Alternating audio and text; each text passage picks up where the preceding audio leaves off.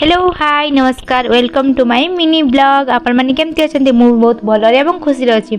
आज दिनटी मो पई बहुत खास। प्रथमे गाधे कि मु ठाकुर घर को आसीली पूजा करिया पई। सब दिन परि चंदन सिंदूर फूल धूप दीप दे देली एवं खास भोग आज मु रखिली गजामुग गजाबुट एवं सेव कदली तापर झुणा दे आरती दे मोर पूजा को कंप्लीट कली।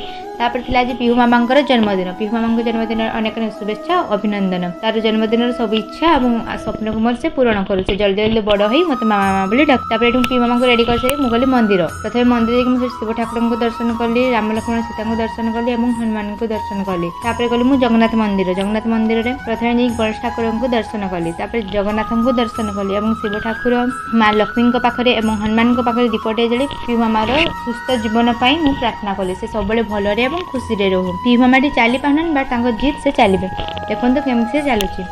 तो मो मंदिर फेरी आसली घर को एवं पीहू मामार बर्थडे सेलिब्रेशन केमती है कौन है कौन कौन होता घरे किए किए आसते सब मुझे देखेबी नेक्स्ट ब्लॉग रे। बहुत वीडियो बहुत लंबा हो जाए से रही जाऊँ। Please like share and subscribe to my channel.